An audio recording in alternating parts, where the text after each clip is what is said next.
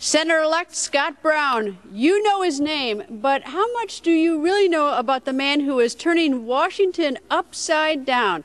Well, you're about to find out from people who know him best, and even from the senator-elect himself. We are live in Wakefield, Massachusetts for the next hour, giving you the inside story. We start first with the senator-elect. Earlier, our own Griff Jenkins tracked him down. Senator-elect Brown, congratulations. Thank you. Tell me about your trip to Washington. How were you received? It was very exciting. People were very gracious, and it was humbling to be there and walk through the halls that I used to walk through as a tourist. Now I actually have an office to go to in a little bit of time. You're 41.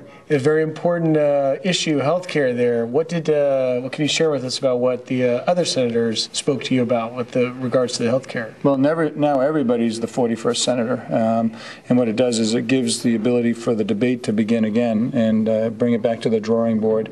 And when I was in caucus, they were talking about issues that I had been talking about on the campaign trail, and they actually asked me for some thoughts on, what the pulse is in Massachusetts and how it affected my race. And the biggest problem with it, people say, well, what would you do? And let me tell you what I wouldn't do. I wouldn't, raise taxes, and I wouldn't cut Medicare $500 billion, and I wouldn't continually raise fees and do these backroom deals, because it's not how the people want. They have spoken loud and clear that they want transparency. They want to know what's in the bills, and hopefully they'll get it. That's an interesting point. Senator Nelson of Nebraska, we've all heard about the Cornhusker kickback. Yeah, that's Are you prepared to go to Washington and tell your now colleagues like Senator Nelson, hey, we've got to knock that off? I think he already knows. He's gotten it from his own delegation, from what I understand, his own, the caucus. They were outraged at that kind of backroom deal. He was going in on one issue, then came out with a deal that basically every state in the country was going to be subsidizing Medicaid forever.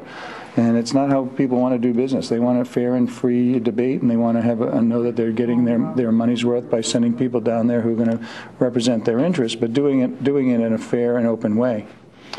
What's your first priority when you hit Washington? You're going to hit the ground running. What are the first priorities, I should ask? Well, I'm hopeful that people will just give me a couple of weeks to get settled and get the office and the staff up and running, because obviously there's an appropriations bill coming up. I think the first priority is to make sure that Massachusetts' interests are secured in that effort. And I'm going to be working with Senator Kerry and the delegation to obviously, hopefully learn from them and see what they suggest and try to join forces to, fight for, our interests. A lot of reporters, colleagues of mine, have been trying to now define what is a Scott Brown Republican. I ask you, what's a Scott Brown Republican? I think somebody who believes in good government, who believes in fairness and openness, who knows the value of a dollar and wants to make sure that when he gives his word, it's gold. And when somebody asks me a question, I give them a straight answer, and so they can best make their own decisions from that answer, and not give them a wishy-washy answer. A lot of times when people are here in Massachusetts, and when I've been dealing with, they may not like the answer, but they respect the fact that it's honest, so then they can then determine where they need to go from that.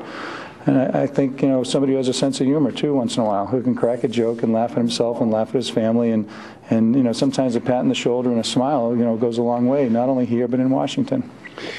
Talk about your family. On election night, take me behind the scenes. When did you know you had won, and what was happening?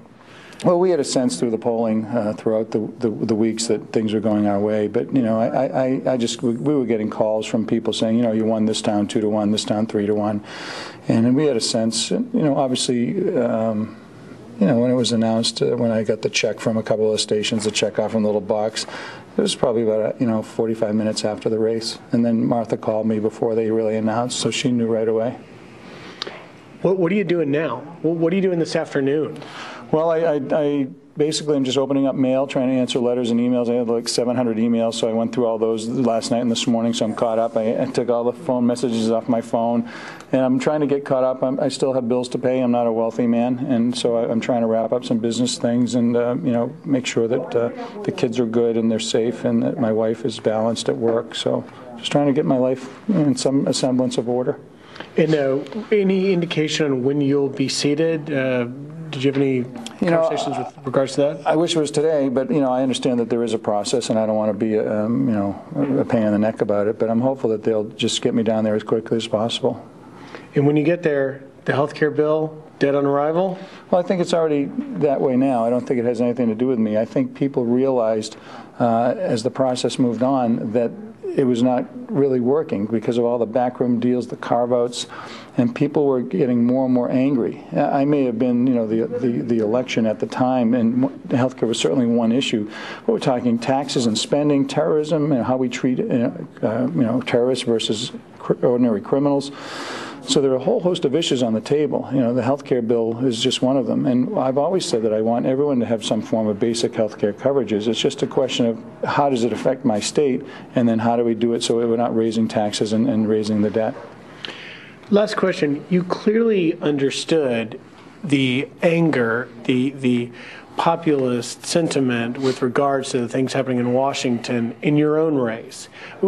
When did you really realize that would bring you a victory, and what does it mean for 2010 with other races? Well, I knew from when I announced that obviously I'm the candidate. I guess every candidate says they're going to win, but I had a feeling I would be competitive and it would be going down to the wire, because I sense throughout, being a legislator, I sense here in Massachusetts that we have some issues with speakers being indicted and senators resigning and out of control spending and taxation, and then you couple what's happening nationally, and people are very concerned about good government. And I think the message that my victory sends is that anyone running, whether they be Democrat or Republican, has to start to get back to doing the people's business, and that is solving problems.